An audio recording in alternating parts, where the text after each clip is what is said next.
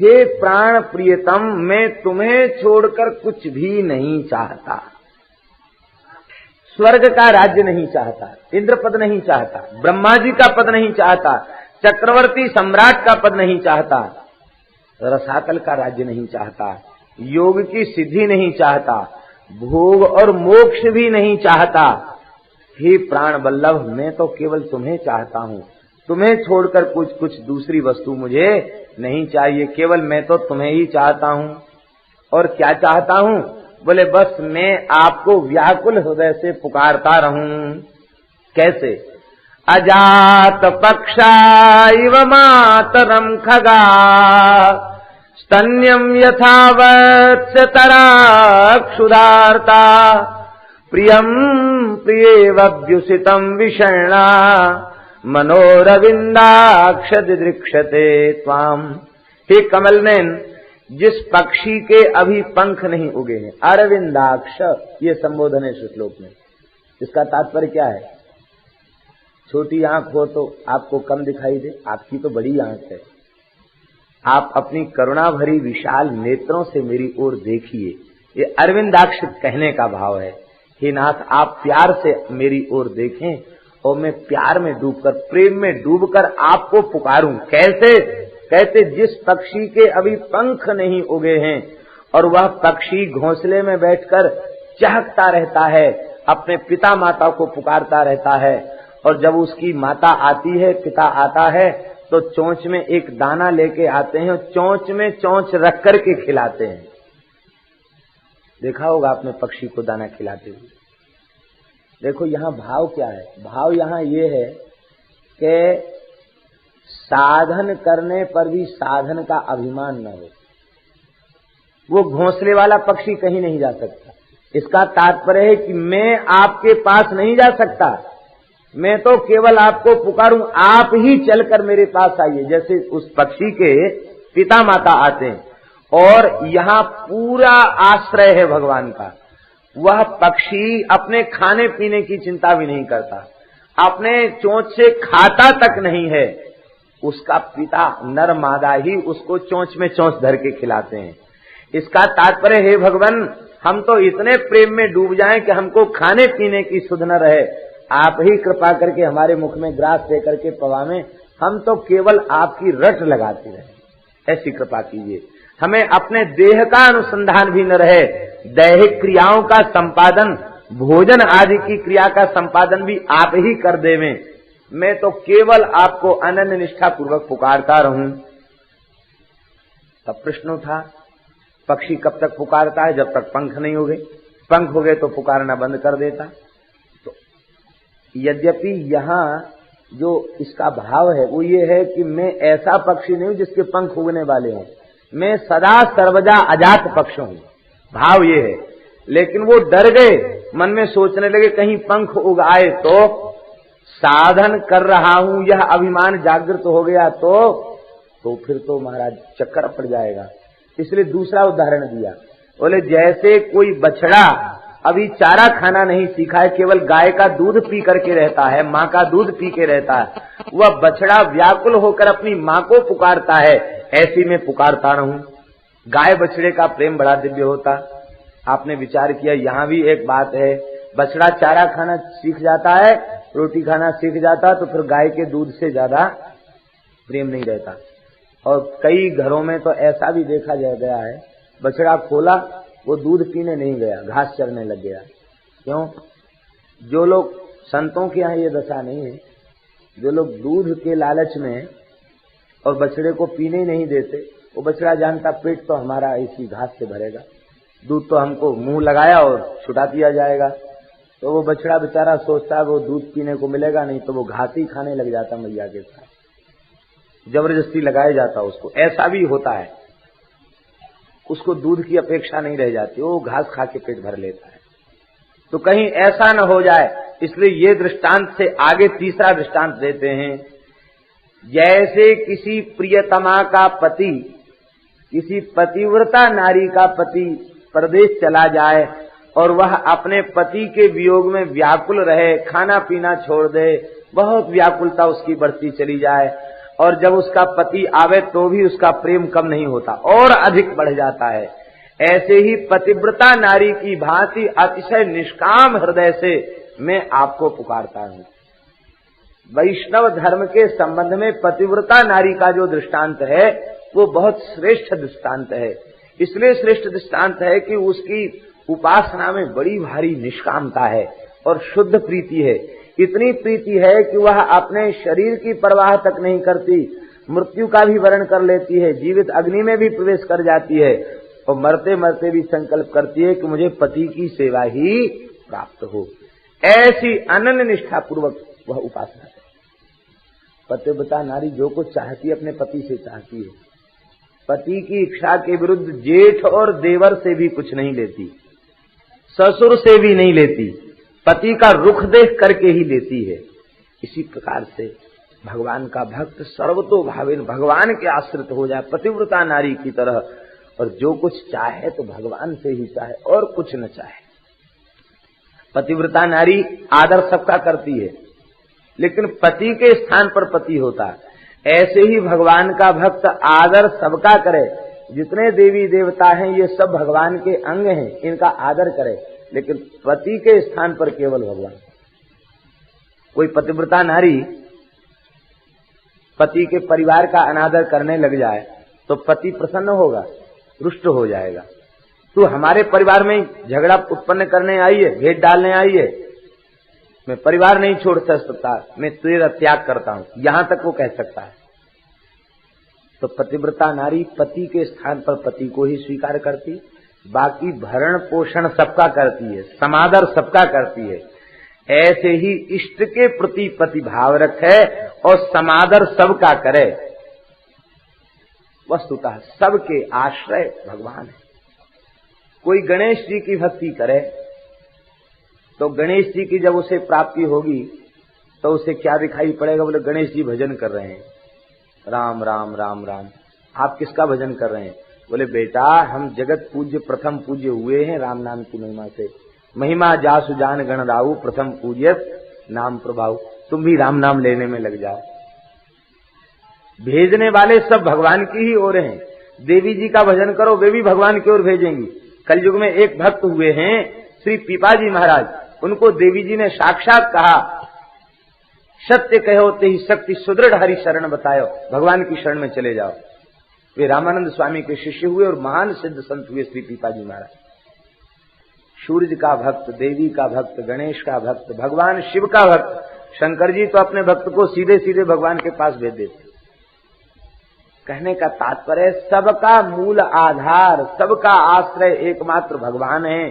सबका आदर करना है, लेकिन विशेष रूप में भगवान को ही अपना सर्वस्व निवेदन करना और जो कुछ चाहना वह भगवान से ही चाहना।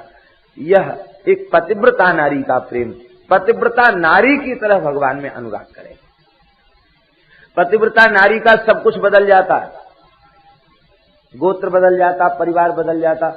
ऐसी भगवान से संबंध स्थापित कर ले, सब कुछ बदल जाए, दुनिया का अच्युत गोत्रीय हो जाए। ये सर्वतो भावेन भगवान के चरणों में समर्पण कर दे। हे भगवान और क्या चाहिए? तो अंतिम श्लोक में प्रार्थना है। देखो भागवत की अब तक आप स्तुतियां सुन रहे हैं तो सबका सार क्या है? अंतिम प्रार्थना देवहूति माता भी यही करती है कि संत का संग मिले, भगवान भी यही कहते हैं और ध्रुव जी भी यही कहते और प्रचेता भी यही कहते। और अब देखो वृत्तासुर भी यही कह रहे हैं, अजात ममोत्तम श्लोक जनेषु सख्यम सज्जार चक्रे भ्रमत स्वकर्म भी त्वन्मायात्मात्मजदार गेहे स्वासक्त चित्तस्य नाथ भूयात। हे भगवान संसार चक्र में भटकते हुए हमारा प्रेम आपके प्राण प्यारे भक्तों से हो जाए, संतों से प्रेम हो जाए, फिर मुझे संसार चक्र में गिरने का डर नहीं है। भक्त बड़े चतुर होते हैं, वे कहते हैं संतों से संबंध हो जाए। तो संतों के संबंध में आने के बाद किसी का आज तक पतन हुआ है क्या? जीव का पतन तब तक है जब तक किसी सत्पुरुष की करुणा भरी दृष्टि उस पर नहीं पड़ी। जिस क्षण किसी सत्पुरुष की करुणा भरी दृष्टि पड़ जाएगी, किसी संत का सत्संग प्राप्त हो जाएगा, उसके बाद फिर जीवन में पतन नहीं रहेगा, फिर तो उत्थान ही उत्थान है, फिर पतन कहाँ है। ययाति को इंद्र ने धकेल दिया स्वर्ग से सुकृत वर्णन के कारण। ययाति ने कहा, गिरते गिरते ययाति ने कहा कि हम वहां गिरे जहां संत हों। ये भी संत महिमा जानते थे। इंद्र ने कहा, एवमस्तु, ये गिरे, कहां गिरे? ये 6 ऋषि भजन कर रहे थे, वहां गिरे, बैठ करके भी ऋषि भजन कर रहे थे। आकाश से गिरते हुए दिखाई पड़े, बचाओ बचाओ। महात्माओं ने कहा, तिष्ठ। तो देखो, संतों की दृष्टि पड़ गई तो वहीं आकाश में स्थिर हो गए, कहा तिष्ठ, वहीं रुक गए। पूछा, तुम कौन हो? बोले, हमको इंद्र ने ठग लिया, हमको सुकृत वर्णन के कारण हमारे पुण्य नष्ट हो गए और हमको नीचे धकेल दिया। बोले, अच्छा क्या चाहते हो, स्वर्ग भेज दें तुमको? बोले, महाराज अब स्वर्ग से मन भर गया, अब स्वर्ग नहीं जाना चाहते। एक महात्मा ने कहा, मैं अपने भजन का संकल्प देता हूं, इसको भुवरलोक तक भेजता हूं। दूसरे महात्मा ने अपने भजन का संकल्प किया, स्वर्गलोक तक भेजता हूं। तीसरे महात्मा ने कहा, महरलोक तक भेजता हूं। चौथे महात्मा ने कहा, जनलोक तक भेजता हूं। पांचवें महात्मा ने कहा, तपलोक तक भेजता हूं। और छठे महात्मा ने कहा, मैं इसको सत्यलोक तक भेजता हूं। क्रमशः एक एक लोक की गति वे देते चले गए, सत्यलोक तक उसे गति कर दिया। अब तो आकाश से पुष्पों की वर्षा हुई हाथी के ऊपर और 7 विमान प्रकट हो गए, 7 विमान। ब्रह्मलोक से ब्रह्मा जी ने दूत भेजे और कहा कि ये ययाति और आप 6 ऋषि विमान में बैठकर चलें हमारे लोक को। ऋषियों ने कहा, महाराज हमने तो सारे तपस्या का भजन का दान कर दिया, अब हमको उस ब्रह्मलोक की प्राप्ति कैसे होगी? तो देवदूत ने कहा कि तुमने एक बेचारे दुखी पर दया करके उसे अपने भजन का दान किया तो उसका भी फल बढ़ गया, इसलिए तुम सब ब्रह्मलोक के अधिकारी हो गए। इस जीव को तुमने ब्रह्मलोक प्रदान कराया ना, तुम भी ब्रह्मलोक के अधिकारी हो, सब भगवत धाम से ब्रह्मलोक चले गए। तो कहने का तात्पर्य यह है कि पतन जीवन में तब तक है जब तक किसी संत की दृष्टि नहीं पड़ी। संत की दृष्टि पड़ने के बाद फिर पतन नहीं है। तो संसार चक्र में मैं कहीं भटकता रहूं, संत का संपर्क मिले, और जब संत का संपर्क मिलेगा तो आप दूर नहीं रहेंगे। जहां जहां बच्छा फिरे तहां तहां फिरे गाय, कह मलूक जहां संत जन ताहीं रमैया जाए। राम जी कहाँ रहते हैं? तो मलुक जी कहते हैं कि जैसे हाल के ब्याए हुए बछड़े के पीछे पीछे गाय चलती है, ऐसे ही संत तो बछड़ा है और राम जी गाय हैं, वो पीछे पीछे हुंकार करते चलते हैं। कहे मलूका जहां संतजन ताहीं रमैया जाए, जहां संतजन होते हैं वहीं भगवान रहते हैं। तो जब संतों का संपर्क मिलेगा तो भगवान दूर नहीं रहेंगे, भगवान अतिशय निकट हो जाएंगे। कैसे निकट हो जाएंगे? बोले, सबसे निकट भगवान हैं। रहस्य की बात यही है, लेकिन इस रहस्य की बात का ज्ञान संतों के निकट जाने से होता है। जब संतों के निकट पहुंचेगा तो सत्संग में ये ज्ञान हो जाएगा, भगवान ही हमारे सच्चे हितैषी हैं, भगवान ही हमारे अतिशय निकट हैं, और उस निकटतम भगवान का अनुभव होने लग जाएगा। हे भगवान, आपकी माया में मोहित जो संसार के प्राणी स्त्री पुत्र घर धन इसी को अपना मानकर इसी में डूबे हुए हैं, ऐसे विमुख जीवों से हमारा संपर्क संबंध न हो, हमारा सारा संबंध आपके प्राण प्यारे भक्तों से हो जाए। इस स्तुति को सुनकर के भगवान तो प्रसन्न हो ही गए। इंद्र ने कहा, अहो दानव सिद्धोसी यस्यते मति रिद्रसी। हे दानवराज, आप तो सिद्ध महात्मा हैं, आपकी ऐसी गति, हम देवता होते हुए भगवान की भक्ति से वंचित हैं, और आपने असुर शरीर को प्राप्त करके भी भगवान के प्रेम को प्राप्त कर लिया। इंद्र ने वज्र के द्वारा इसका वध किया और ये भगवान के शरण सन्निधि को प्राप्त भये। बोलो भक्तवत्सल भगवान की। 7वें स्कंद में प्रधान रूप से श्री प्रहलाद जी के चरित्र का वर्णन है। समय बहुत अधिक हो चुका है, जन्म तक पहुंचना है, तैयारी हो चुकी है, इसलिए फिर कभी जो प्रसंग कुछ रह गए हैं, अभी बहुत कुछ प्रसंग रह गए हैं, फिर कभी समय आने पर उनकी चर्चा की जाएगी। चतुर्थ स्कंध तक और 5वें स्कंध तक प्रायः चरित्रों को विधि पूर्वक कहा जा चुका है। अब जो चरित्र बाकी हैं, फिर कभी उनको आगे समय होगा, अवसर होगा, श्री गंगा जी कृपा करेंगी तो पुनः उनका स्मरण किया जाए। वस्तुतः संतों के मध्य बैठ करके ही भगवत चर्चा करने का सुख है। निष्काम संतों के बीच बैठकर भगवान की चर्चा करने में एक निरतिशय सुख की और आनंद की प्राप्ति होती है। ये सौभाग्य ही है जो संतों के बीच बैठ करके कहने सुनने का अवसर प्राप्त हो, सत्संग का आश्रय प्राप्त हो। कितना पवित्र श्री गंगा जी का तट है और सब निष्काम भाव से सुन रहे हैं, ये सबसे बड़ी बात है। श्री वृंदावन बिहारी लाल की जय। प्रहलाद जी महाराज साक्षात श्री सनकादिकों के अवतार हैं और सनकादिक मूल रूप में 24 अवतारों में भगवान के अवतार हैं। तात्पर्य क्या हुआ? निष्काम भक्ति के स्वरूप को प्रकट करने के लिए भगवान ही प्रहलाद बनकर आए। निष्काम भक्ति के आचार्य हैं श्री प्रहलाद जी। पिता के पूछने पर आपने बताया, हम इसे ही उत्तम समझते हैं। तत्साधु मन्ये सुरवर्य देहिनाम सदा समुद्विग्न धिया मसद्ग्रहात हित्वात्म पातम ग्रहमंध कूपम वनम गतो यद्धरिमाश्रयेत। संसार अंधेरा कुआं है, इससे निकलकर जंगल में चला जाए और भगवान का आश्रय ले। पुनः हिरण्यकशिपु ने पूछा है तो प्रहलाद जी ने बताया है, बोले पिताजी जंगल में जाकर नवधा भक्ति करे, श्रवणम कीर्तनम विष्णु स्मरणम पाद सेवनम अर्चनम वंदनम दास्यम सख्यम आत्मनिवेदनम। अब तो हिरण्यकशिपु को बहुत क्रोध आया। बोले संडामर्क, तुमने क्या पढ़ा दिया हमारे बालक को, बुद्धि बिगाड़ दी। संडामर्क घबराए और बोले महाराज ये तो पेट से ही पढ़ के आया है। पेट से पढ़ के आता है क्या कोई? प्रहलाद जी बोले ये ठीक कह रहे हैं, हम पेट से ही पढ़ के आए हैं। बहुत सुंदर भाव प्रहलाद जी ने दिया। यथा भ्राम्यच्चयो ब्रह्मन स्वयं आकर्ष सन्निधौ तथा में भिद्यते चेतश्चक्र पाणेर यदृच्छया। जैसे चुंबक के निकट लोहा अपने आप खिंचा चला जाता है, ऐसे ही भगवान श्री कृष्ण तो चुंबक हैं और मैं लोहा हूं, अपने आप मेरा चित्त खिंचा हुआ चला जा रहा है। हे राजन, भगवान में मन न तो अपने आप लगता और न लगाए जाने से लगता, क्योंकि अपने आप मन लगता होता तो सत्संग करने की क्या आवश्यकता थी, और लगाए जाने से लगता तो कितने महात्मा बोलते बोलते चले गए, पधार गए, लेकिन फिर भी लगने वाले ही लग पाए, सब लोग नहीं लग पाए, क्योंकि संतों की बात का वे आदर नहीं कर पाए। श्री करपात्री जी महाराज वृंदावन के प्रवचन में कहते थे कि ये हिंदुओं का समाज ठठेरी की बिल्ली बन गया है। ठठेरी की बिल्ली क्या?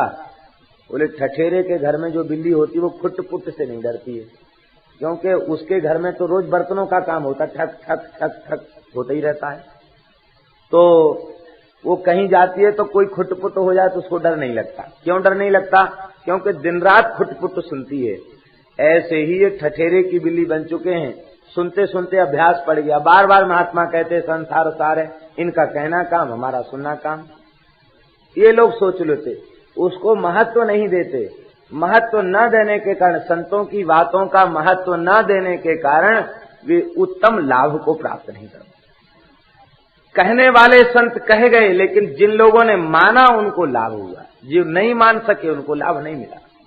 तो न तो अपने आप भगवान में बुद्धि लगती, न लगाए जाने से लगती है। बहुत सुंदर बात श्री प्रहलाद जी ने कहा, मतिर्न कृष्णे परतस्वतो वा मिथो विपद्येत गृहव्रतानाम अदांत गोभिर्विशताम तमिश्रम पुनः पुनश्चरवित चर्वणानाम। प्रश्न उठा, जा अपने आप भी नहीं लग सकता और लगाए जाने से भी नहीं लग सकता तो फिर लगाना ही व्यर्थ है। क्यों लगावे भगवान में मन को? प्रहलाद जी कहते सब लोगों की बात ये नहीं है। ग्रहव्रतानाम, ग्रहव्रतियों का चित्त न अपने आप लगता न लगाए जाने से लगता। ग्रहव्रति शब्द का अर्थ क्या है? व्रत शब्द का अर्थ है संकल्प प्रतिज्ञा। जो लोग शपथ ले रखे हैं, क्या बोले हमें अपने शरीर, परिवार, संसार, मकान, दुकान, व्यवहार, व्यवसाय, इसको छोड़कर न कुछ सोचना है, न कुछ करना है, न कुछ सुनना है। सब कुछ इसे ही मान रखा है जिन लोगों ने, उन लोगों की बुद्धि ना अपने आप लगती न लगाए जाने से लगती। क्योंकि उनकी इंद्रियां तो निरंतर विषय का भोग करने के कारण अज्ञान के निविड़तम अंधकार में प्रविष्ट हो जाती हैं। वहां से लौटने का फिर कोई उपाय उनके पास नहीं बचता। और इतना ही नहीं, वे जीव किसी आंख वाले का सहारा भी नहीं लेते। अंधई यथांधाह उपनीयमाना, 1,00,000 अंधे हों और एक कोई आंख वाला हो, सब पार लग जाएंगे। और 1 करोड़ अंधे हों और अंधे के पीछे चलें तो सब गड्ढे में गिर जाएंगे। प्रहलाद जी के कहने का भाव है, आंख वाले हैं वे जो श्री कृष्ण का दर्शन कर चुके हैं, भगवत प्राप्त महात्मा नेत्रवान हैं, भक्त भागवत आंख वाले हैं, उनका अनुगमन करें तो इन्हें भी भगवान की प्राप्ति हो जाए। तब प्रश्न उठा कि ऐसे ग्रहासक्त प्राणी का चित्त भी भगवान में लग जाए, इसका कोई उपाय है क्या? कहते इसका एक उपाय है। क्या उपाय है? कहते इसका उपाय यही है, नैषाम मतिस्ताव दुरुक्रमांघ्रम स्पृशत्यनर्थापगमो यदर्था महीयसाम पादरजोभिषेकम निष्किंचनानाम न वृणीत यावत। जब तक निष्किंचन संत के चरणों का आश्रय न ले ले, उसकी चरण रज में अभिषेक न कर ले, तब तक उसे भगवान में प्रेम प्राप्त नहीं होता, तब तक भगवान में उसकी मति नहीं लगती। देखो, सताम के अर्थ निष्किंचनानाम, महीयसाम का विशेषण है निष्किंचनानाम। निष्किंचन शब्द का अर्थ क्या है? परम अकिंचन प्रिय हरि केरे, ताते कहीं संत श्रुति तेरे। तेरे का तात्पर्य है कि कोई जा रहा था तो संत ने, श्रुतियों ने पुकारा, कहां जा रहे हो भाई? बोले हम भगवान से मिलने जा रहे हो। अच्छा, जा रहे हो, बहुत अच्छी बात है, लेकिन एक बात समझ लो, क्या? परम अकिंचन प्रिय हरि केरे, भगवान को परम अकिंचन ही प्रिय हैं। अकिंचन शब्द का अर्थ धनहीन नहीं होता, कंगाल नहीं होता। अकिंचन शब्द का अर्थ होता है जिसके पास शरीर और संसार से संबद्ध कोई भी पदार्थ अपना कहने के लिए जिसके पास नहीं है, वो निष्किंचन। केवल एकमात्र भगवान ही अपना कहने के लिए जिसके पास हो, वो अकिंचन है। एक कौपीन भी कहता है कि ये मेरी है, उसमें भी ममता है, तो अकिंचनता में बाधा पड़ गई। केवल एक भगवान हमारे हैं, ये शरीर भी हमारा अपना नहीं, ये भी भगवान का दिया, भगवान की सेवा के लिए। हम केवल भगवान के हैं और केवल भगवान ही एकमात्र मेरे हैं। यह जो भाव संतों ने बताया है, इसी भाव का नाम है परम अकिंचनता का भाव। यही परम अकिंचनता का भाव। ऐसे अकिंचन महात्मा जिनके सर्वस्व भगवान बन चुके हैं, उन महात्माओं का आश्रय ले ले तो भगवान में बुद्धि लग जाएगी। हिरण्यकशिपु बोला, समझ में आता कि तू मरने वाला है, ऊटपटांग बात बोलता है, पटक दिया गोद से और कहा मार डालो इस बालक को। बड़े बड़े भयंकर प्रयत्न किए गए मारने के, लेकिन प्रहलाद जी के रक्षक भगवान हैं। एक भगवान काटे कैसे तलवार हैं, मारने वाले में भी भगवान, अस्त्र शस्त्र में भी भगवान, तो मृत्यु कैसे हो? हाथियों से कुचलवाया गया, विष पिलाया गया, पर्वतों से गिराया गया, समुद्र में डलवाया गया, अंत में होलिका आग में लेकर आपको बैठ गई।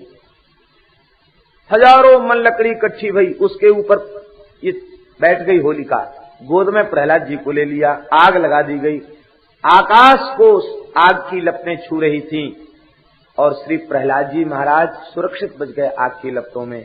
होलिका जल गई, प्रहलाद जी बच गए। जैसे सोने को आग में तपाया जाए तो सोना चमकने लग जाए, ऐसे प्रहलाद जी चमकने लग गए। और श्री प्रहलाद जी ने कहा, राम नाम जपताम कुतो भयम त्रिविध ताप शमनैक भेषजम पश्यतात मम गात्र सन्निधौ पावकोपि सलिलायते धुना। राम नाम जपने वालों को भय कहाँ है? देखो, सबको जलाने वाला आग भी हमारे शरीर के निकट पहुंचकर चंदन पंख के समान सुशीतल हो रहा है। ये भगवान नाम की महिमा प्रत्यक्ष देख लो।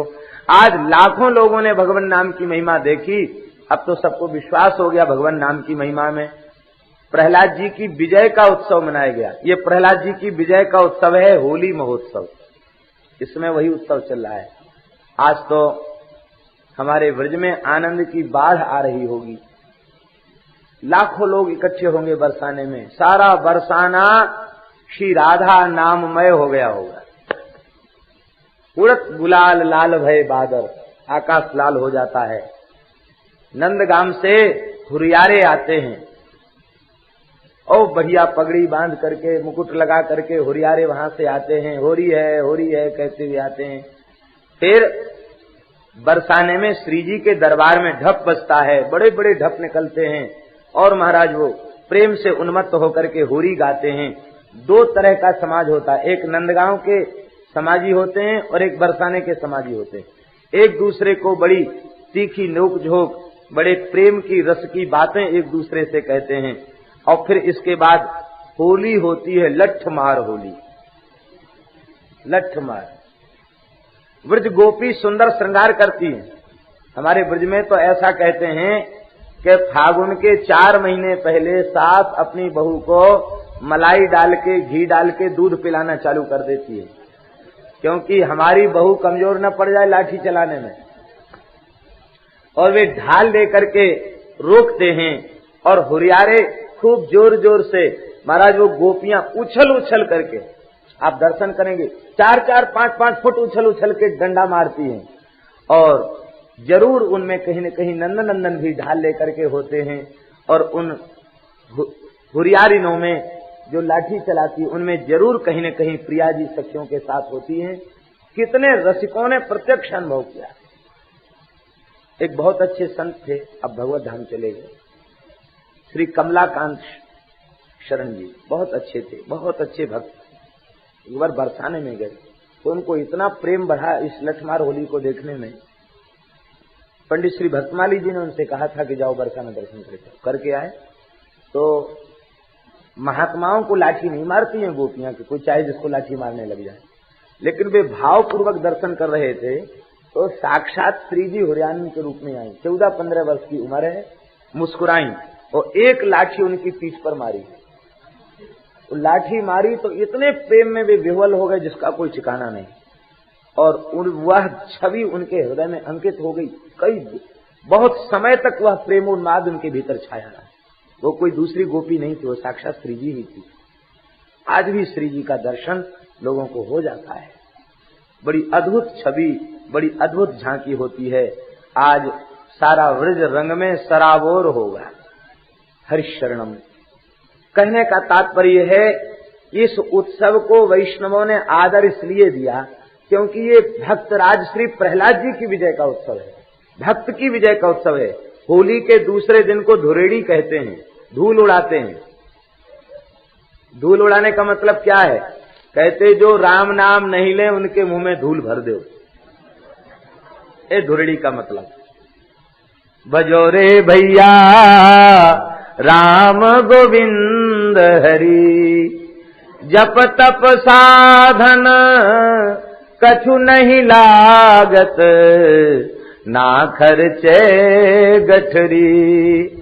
संतति संपत्ति सुख के कारण, जासो भूल परी।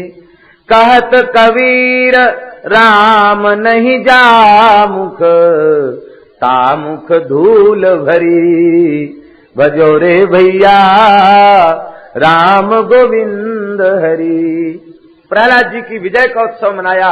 रंग गुलाल उड़ा करके एक दूसरे को गले से लगाकर भगवान के सुंदर होली के पदों को गा करके सब आनंद में विभोर हो गए। अब ये देख करके जो हिरण्यकशिपु के पक्षपाती थे वे बड़े उदास हो गए, वो नालियों में लौटने लग गए। आज भी दोनों तरह के लोग दिखाई पड़ते हैं। प्रहलाद जी के अनुयायी तो मंदिरों में खूब उत्सव मनाते दिखाई पड़ते हैं, और जो हिरण्यकशिपु के परंपरा के लोग अभी भी उनकी परंपरा चल रही है, वो आज भी होली के समय नालियों में लौटते हुए कीच में सने भय दिखाई पड़ते हैं। भगवान के भक्त का ऐसा रूप नहीं होता।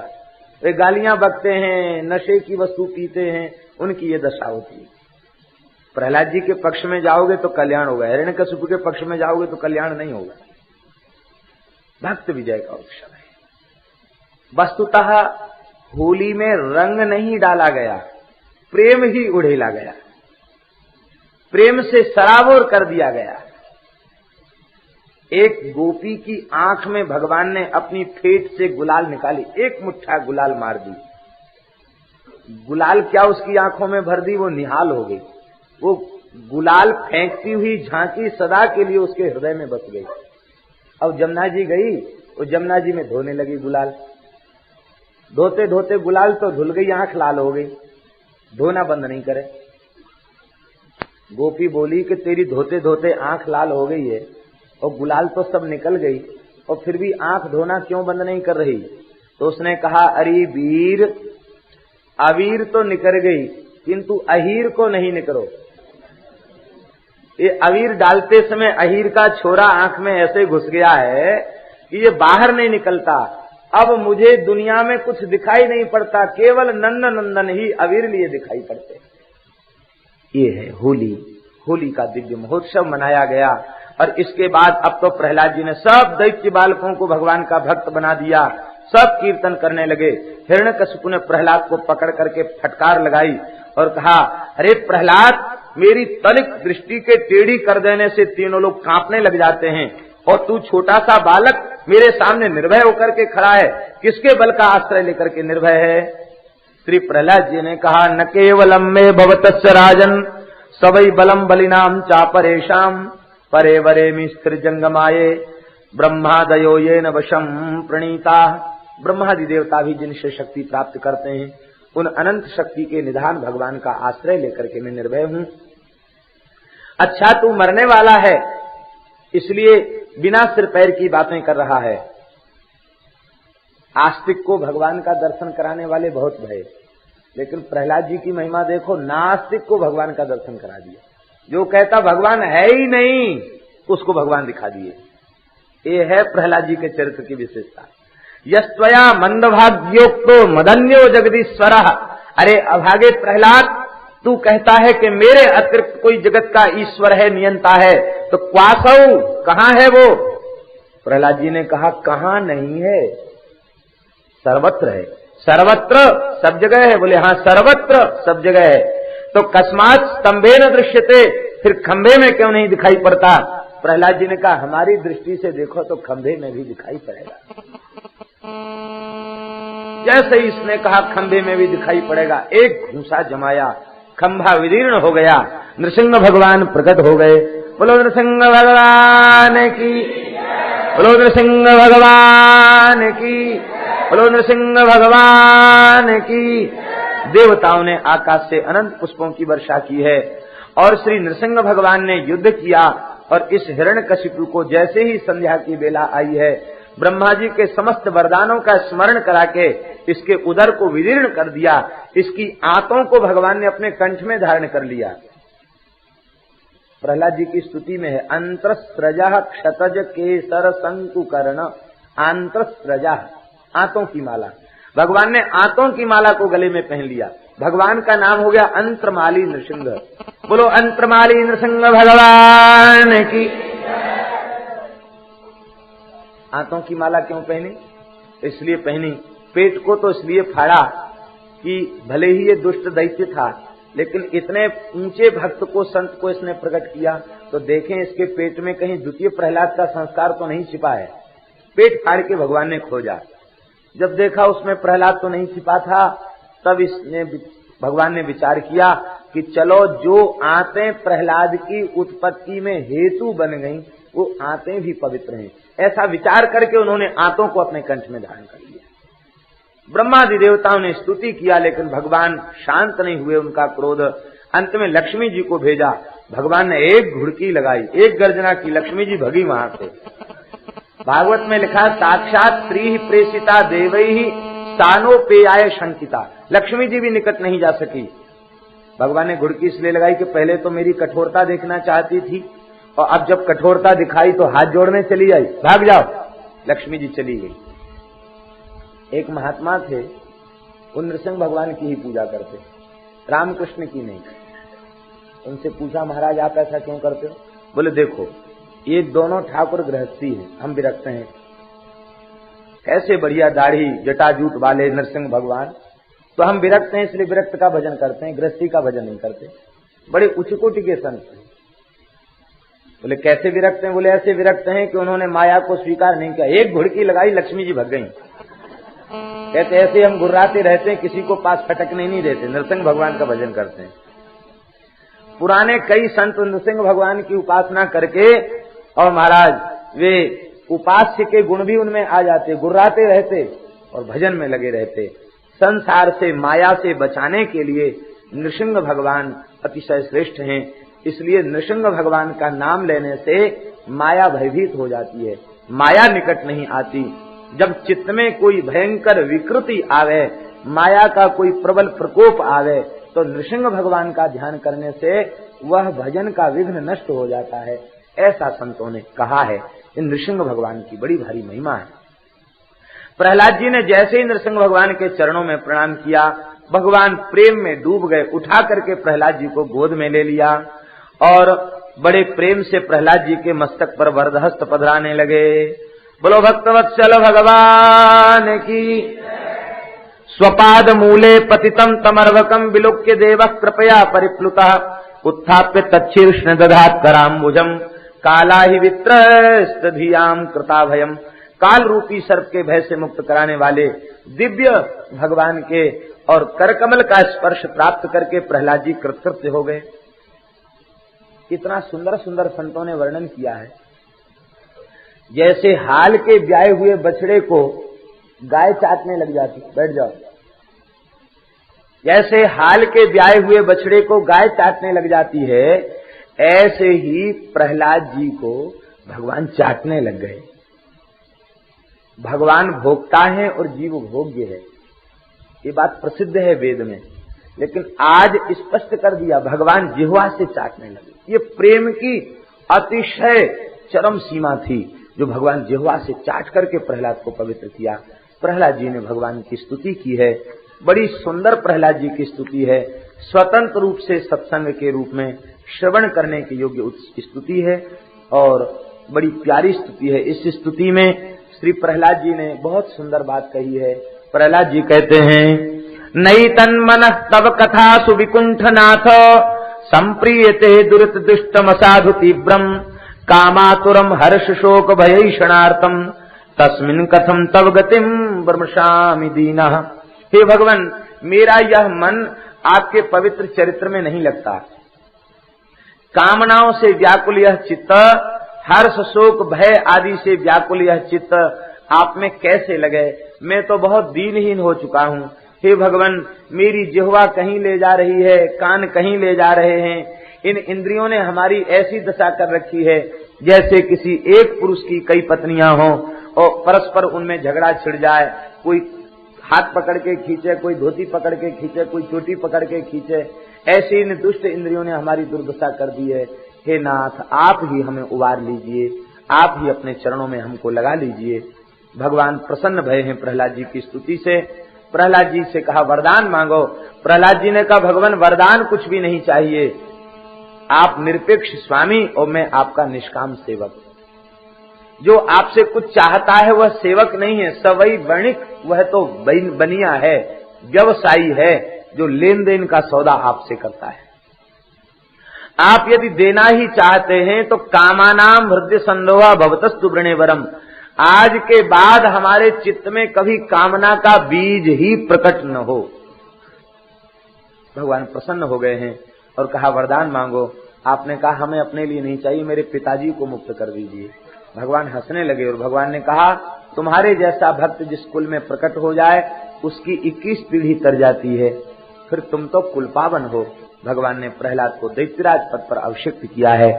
ये सप्तम स्कंद में प्रधान प्रहलाद जी का चरित्र है। और भगवान ने कहा त्वाम च माम च स्मरण काले कर्म बंधे विमुच्यते। जो हमारा तुम्हारा स्मरण करेंगे वे कर्म बंधन से मुक्त हो जाएंगे। बोलो श्री प्रहलाद जी महाराज की।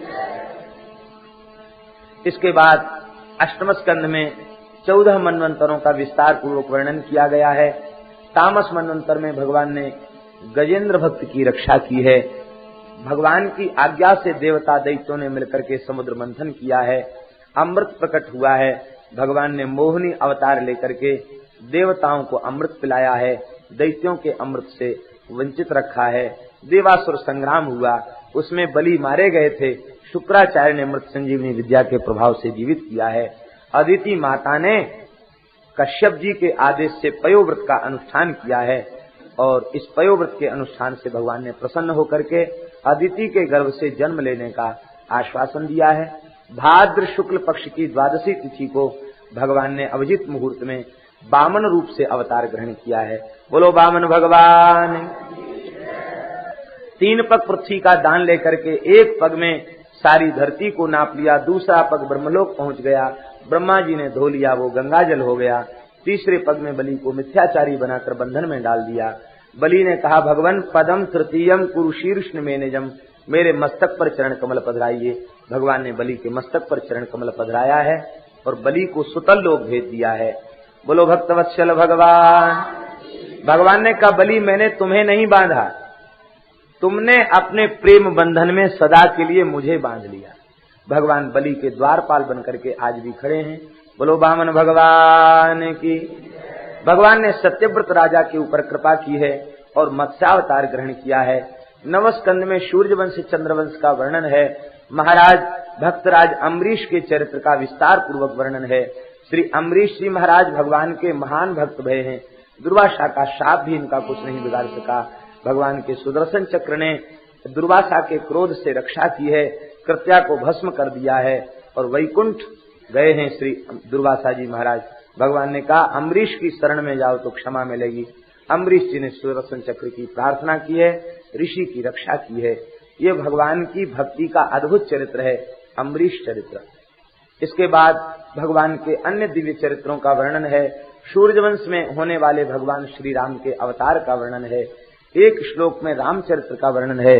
गुरुवर थे त्यक्त राज्यो विचरदन वनम पद्म पद्भ्याम प्रियाया वैरूप्यात शूर्पणख्या प्रिय विरह रुषा रोपित भ्रूभजंभ प्रस्ताभिर्बद्ध सेतु खलदव दहन कौशलेन्द्रो वतान्ना। बोलो रामचंद्र भगवान की। चंद्रवंश का वर्णन किया गया है विस्तार पूर्वक और इसमें अंतिम में महाराज ययाति के वंश में ययाति के ज्येष्ठ पुत्र यदु हुए हैं। यदु को वंश में आनक दुंदुभी श्री वसुदेव जी महाराज हुए हैं। वसुदेव जी का विवाह उग्रसेन के छोटे भाई देवक महाराज की पुत्री देवकी के साथ हुआ। कंस विदा करते हुए जा रहा था, उसी समय आकाशवाणी हुई, अरे दुष्ट कंस अस्यास्त्वाम अष्टमो गर्भो हंतायाम बहु से बुधो। अरे मूर्ख, जिसे तू ले जा रहा है प्रेम से, इसका 8वां गर्भ तेरा काल होगा। इस कंस ने उठा करके पृथ्वी पर पटक दिया है, खड्ग से वध करना चाहता था। इसी बीच में वसुदेव जी ने रक्षा की है और प्रतिज्ञा की है कि इसके पुत्र हम तुम्हें दे देंगे। इसको कारागार में डाल दिया है। जैसे ही प्रथम पुत्र का जन्म हुआ है, वसुदेव जी अपनी प्रतिज्ञा के अनुसार उस प्रथम पुत्र को लेकर के पहुंचे हैं। कंस को दया आ गई और वापस कर दिया पुत्र को। वसुदेव जी सोच रहे थे कि ये तो दुष्ट है, दुष्ट के हृदय में दया कैसे आ गई, और दया आ भी गई तो टिक क्यों गई, आश्चर्य हो रहा था उनको। तब तक नारद जी आ गए और नारद जी ने कहा देखो राजन कंस, तुम नहीं समझते, यहाँ हमारे हाथ में अष्टदल कमल है। जिस पखड़ी को पहली मानो वो पहली, जिसको 8वीं मानो वो 8वीं है। प्रत्येक पखड़ी पहली और प्रत्येक पखड़ी 8वीं। देवताओं की गणना तुम नहीं समझते हो, हम जानते हैं देवताओं की गणना। नारद जी तो कह के चले गए। इसने बालक को बुलाया और वध कर दिया। यहाँ एक जिज्ञासा होती कि नारद जी ने यह प्रेरणा देकर के बाल हत्या की, तो पाप करना या पाप की प्रेरणा देना दोनों समान पाप है। फिर नारद जी ने ऐसा क्यों किया, नारद जी को पाप क्यों नहीं लगा? देखो, अज्ञान पूर्वक की गई क्रिया बंधन कारक होती है। नारद जी ने जो कुछ किया वो ज्ञान पूर्वक किया। नारद जी जानते हैं कि यह मरीचि के पुत्र के रूप में ये प्रकट भय थे और अपराध के कारण, ब्रह्मा जी का तिरस्कार करने के कारण ये पहले हिरण्याक्ष के पुत्र बने और हिरण्याक्ष के पुत्र कालनेमी के पुत्र बने। और वहां काल ने हिरण्याक्ष ने शाप दिया कि तुम अपने पिता के द्वारा मारे जाओगे, तो वही कालनेमी कंस के रूप में आया और अब इनको कंस के हाथ से मारा जाना है और फिर भगवान का प्रसादी दुग्ध पिएंगे तब इनका उद्धार होगा। तो वे बेचारे अटकते बीच में, इससे अच्छा उनको मुक्ति के मार्ग पर अग्रसर कर दिया नारद जी ने। इसलिए नारद जी के इस कार्य को दोषयुक्त नहीं कहा जा सकता, क्योंकि उन्होंने ज्ञान पूर्वक किया। एक एक करके देवकी के 6 पुत्रों का वध कर दिया। 7वीं बार श्री दाऊ दादा पधारे। बोलो श्री दाऊ जी महाराज की। भगवान ने योग माया को बुलाया और कहा, अरे योग माया, तुम ऐसा करो, इन दाऊ दादा को नंदब्रज में जो वसुदेव पत्नी रोहिणी निवास कर रही हैं, रोहिणी के गर्भ में विराजमान कर दो, और तुम स्वयं नंद की पत्नी यशोदा के गर्भ से अवतार ग्रहण करो योग माया के रूप में। देवी जी ने कहा, जो आज्ञा। भगवान ने आशीर्वाद दिया, कलयुग में तुम्हारी बड़ी पूजा होगी, दुर्गा, वैष्णवी, चंडिका, कुमुदा, भद्रकाली आदि नामों से तुम्हारी उपासना होगी, संपूर्ण जीवों की कामनाओं को तुम पूर्ण करने में समर्थ होगी। भगवान ने आशीर्वाद दिया है। आज भी देवियों की पूजा बड़े प्रेम से, श्रद्धा से लोग करके लाभ को प्राप्त करते हैं। दाऊ जी को वहां क्यों भेज दिया, उसका कारण क्या था? देखिए, इसका कारण यही था कि भगवान ने विचार किया कि हम तो परिस्थिति के अनुसार समझौता कर लेंगे, रात बिरात चले जाएंगे गोकुल। दाऊ जी मैदान छोड़ के भागने वाले नहीं हैं। और दाऊ जी के सामने कंस ने 3, 2, 5 किया तो दाऊ जी ठहरे शेषावतार। एक फुफकार लगाएंगे, कंस को भस्म कर देंगे। तो कृष्णावतार बाद में होगा, कंस वध लीला पहले हो जाएगी। हमारे लीला का क्रम ही बिगड़ जाएगा दाऊ दादा के द्वारा। इसलिए दाऊ जी को पहले ब्रज में भेज दिया और स्वयं अष्टम गर्भ के रूप में भगवान ने अवतार ग्रहण किया। श्री सुखदेव जी वर्णन करते हैं, भगवान पहले वसुदेव के हृदय में विराजे। सविभ्रत पौरुषम धामो भ्राजमानो यथा रवि ही। सूर्य के समान दिव्य किरणें वसुदेव जी के शरीर से प्रकट हो गई हैं। और देवकी ने जैसे ही वसुदेव जी के तेजस्वी स्वरूप को देखा है, वह तेज उनके नेत्र मार्ग से निकल करके माता देवकी के भीतर समाहित हो गया है। इन श्लोकों की टीका में पंडित श्री गंगाधर सहाय, अन्वितार्थ टीकाकार, इन्होंने वर्णन किया है कि जैसे प्राकृत स्त्री पुरुष के संयोग से गर्भ में स्थिति होती है, भगवान की इस तरह से गर्भ में स्थिति नहीं है। तेजोमय रूप से भगवान माता के गर्भ में पधारे हैं। गर्भगत भगवान की देवताओं ने स्तुति की है। सत्यव्रतम सत्य परम त्रिसत्यम सत्यस्य योनिम निहितम च सत्ये सत्यस्य सत्यमृत सत्य नेत्रम सत्यात्मकम त्वाम शरणम प्रपन्ना। स्तुति करके देवता अपने अपने लोकों को चले गए हैं। भाद्रपद महीना है, अष्टमी तिथि है, रोहिणी नक्षत्र है, अर्धरात्रि का समय है। योग माया के प्रभाव से सब सोए हुए हैं और वह परम पावन दिव्य समय, उस अवसर पर सब कुछ दिव्य हो गया, क्योंकि साक्षात भगवान धराधाम पर अवतीर्ण हो रहे हैं। इसलिए संपूर्ण प्रकृति के अधीश्वर भगवान की सेवा में संपूर्ण प्रकृति लग गई है। बड़ी सुंदर भगवान की शोभा हो गई है। श्री सुखदेव जी वर्णन करते हैं, दिशा प्रसेदु, दिशाएं प्रसन्न हो गईं। कंस के अत्याचार से दिशाएं धूमिल हो गई थी, वे प्रसन्न हो गई। दूसरा कारण दिशाओं के प्रसन्न होने का क्या था? आविरासीद यथा प्राच्याम दिशिंदुरिव पुष्कला। तो देवकी को पूर्व दिशा से उपमित करेंगे। तो दिशाओं ने विचार किया कि सुखदेव जी ने देवकी को तो पूर्व दिशा से उपमित किया है संतों ने, तो पूर्व दिशा तो हो गई देवकी, तो दूसरी दिशाएं वो भी देवकी की बहन हो गई कि नहीं? तो हमारा भगवान से संबंध जुड़ गया। पूर्व दिशा माँ बन गई तो अन्य दिशाएं मौसी बन गईं। तो वे सब मौसी बन करके बड़ी खुश हो गई थी, चलो हमारा भगवान से संबंध तो हुआ। भगवान से संबंध जुड़ जाए यही एक सौभाग्य की बात है। वे प्रसन्न हो गईं। आकाश निर्मल हो गया, चंद्रमा अतिशय प्रकाश से युक्त हो गए। पृथ्वी पर जहां देखो वहां मंगल प्रकट हो गया, क्योंकि इस अवतार में भगवान को भूदेवी के साथ विवाह करना है। भूदेवी है सत्यभामा, इसलिए भूदेवी ने अपने को अलंकृत कर लिया है। पृथ्वी पर जहां देखो वहां मंगल प्रकट हो गया। भगवान नगर गांव में लीला करेंगे, इसलिए गांव की शोभा बढ़ गई है। नदियां प्रसन्न हो गई। क्यों? बोले नदियों में श्रेष्ठ श्री यमुना जी, वो यमुना जी को अपनी चौथी पटरानी के रूप में भगवान अपनावेंगे। तो यमुना जी पटरानी हो गई तो हम भी सब यमुना जी की बहन हैं, तो हमारे भी रिश्तेदारी भगवान से हो गई। बहू की जो बहन होती है वो साली कही जाती हैं। तो नदियों ने विचार किया कि हम तो सब भगवान की साली हो गई यमुना जी के नाते से, इसलिए वे नदियां प्रसन्न हो गईं, उनमें निर्मल जल बहने लग गया। सरोवरों में कमल खिल गए। रात्रि में कमल नहीं खिला करते हैं, लेकिन रात्रि में कमल खिल गए। क्यों खिल गए कमल? बोले कमल इसलिए खिल गए कि संतजन भगवान के श्रीअंग की उपमा कमल से देंगे। चरण कमल, मुख कमल, नयन कमल, अधर कमल, ये कमल वन का ही नीलाम्बुज श्यामल कोमलांगम, नील कमल के समान इनकी अंग कांति है। तो भगवान को उपमेय देने के लिए हमारा नाम लेंगे, हम भगवान से जुड़ गए, वे प्रसन्नता के मारे खिल उठे। फिर भगवान अर्धरात्रि के समय भी खिले हुए कमल को लेकर प्रकट भये। इसलिए कमल समुदाय को विचार आया, भगवान ने हमारा इतना आदर किया तो हम क्यों न खिलें, भगवान इसका आदर करें। वो तो प्रसन्न हो गई, वो प्रसन्नता के कारण खिल उठे। अथवा आज चंद्रमा में इतना आह्लाद प्रकट हो गया, यद्यपि अष्टमी का चंद्रमा था, लेकिन इतना आह्लाद प्रकट हो गया कि आज हमारे वंश में भगवान का अवतार हो रहा है। चंद्रमा को इतना आह्लाद हो गया, उस आह्लाद के कारण इतनी चमक बढ़ गई चंद्रमा की कि कमल वन को भ्रम हो गया सूर्योदय का, इसलिए वे खिल उठे। अथवा कमला लयाश्री लक्ष्मी जी हैं, और लक्ष्मी जी को पहुंच करके रात में ही सारे नंदोत्सव की व्यवस्था जुटानी है। तो जब भगवान के अवतार का समय निकट आया तो कमला लया लक्ष्मी कमल से प्रकट होकर ब्रज की ओर चल पड़ी। तो जितने कमल थे सब खिल गए और लक्ष्मी जी ब्रज को पहुंच गईं।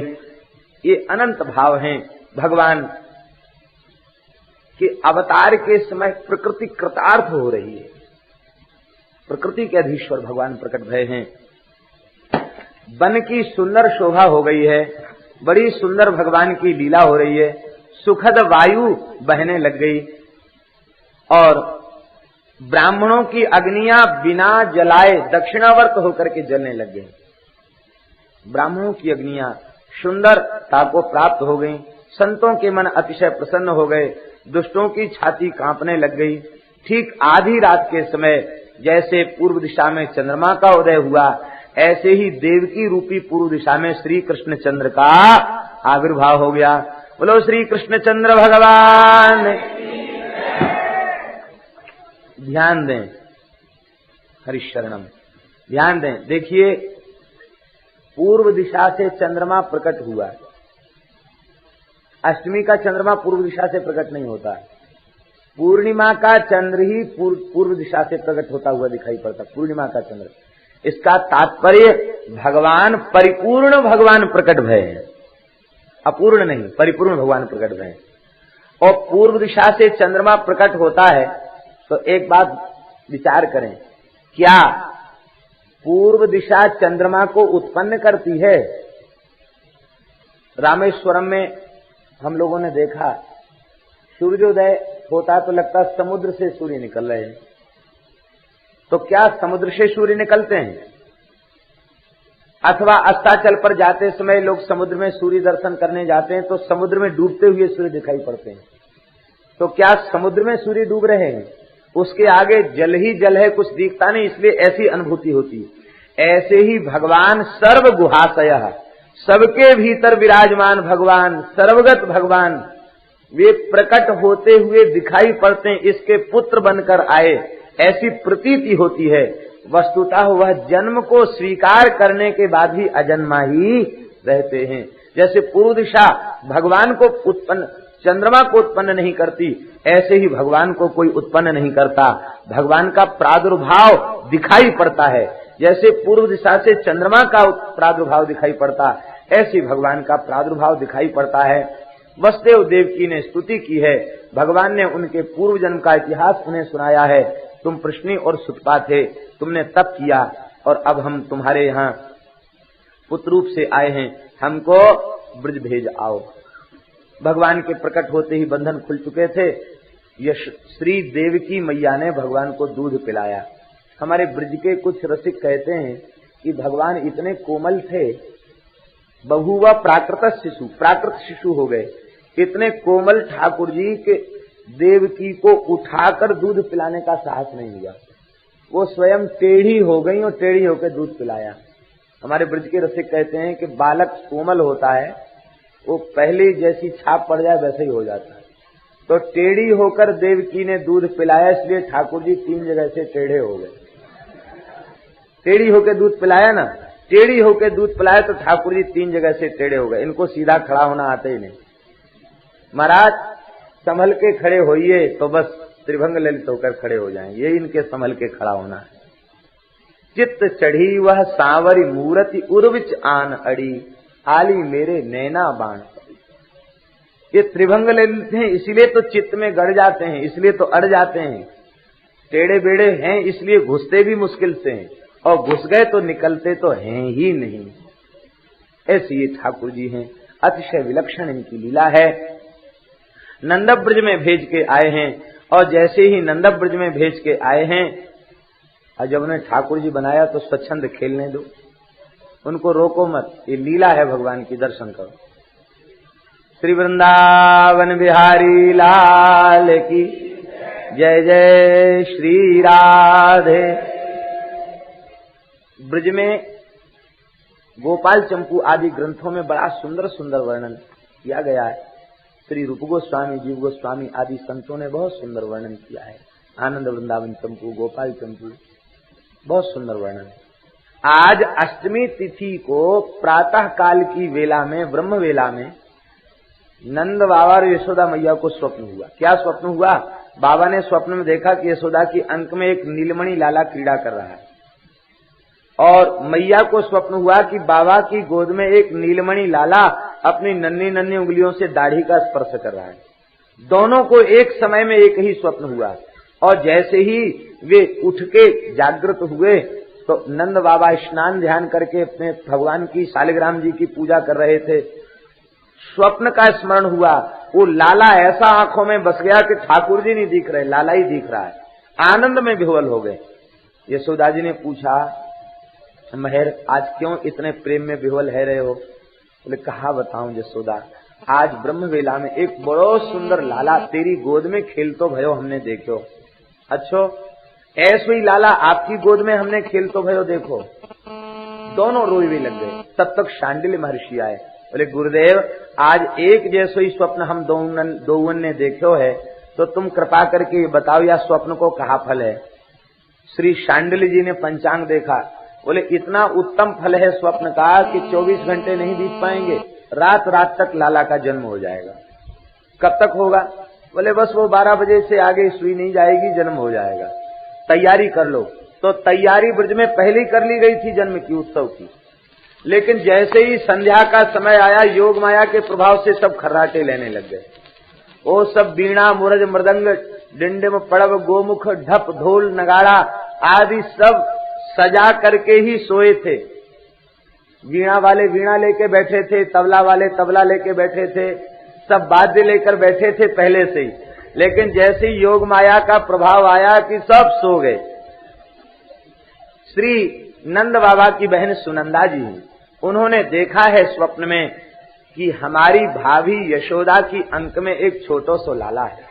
व्याकुल होकर के उठी हैं, कहीं लाला को जन्म तो नहीं है गयो।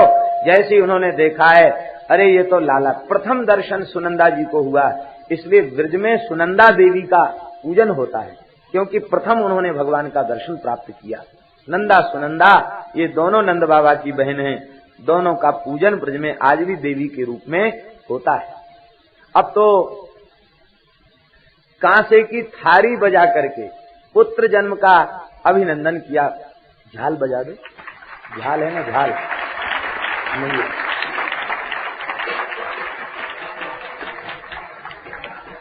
थाली बजा करके पुत्र जन्म की सूचना किया है। अब तो अतिशय आनंद छा गए। यशोदा जी जागृत भई हैं, नंद बाबा के निकट पहुंची हैं। बाबा भैया नंद बधाई है, आज लाला को दर्शन करके आई हूँ। बाबा ने कूद करके सवस्त्र श्री यमुना जी में स्नान किया है। वस्त्रों के साथ बाबा ने कूद करके श्री यमुना जी में स्नान किया। इधर वसुदेव जी कन्या को लेकर गए हैं, कन्या रोने लग गई है। कंस के हाथ से छिटक के अष्टभुजी दुर्गा के रूप में प्रकट हो गई है और कहा तुम्हारे मारने वाले ने ब्रज में अवतार ले लिया है। बोलो भक्तवत्सल भगवान की। ब्राह्मणों ने स्वस्ति वाचन किया।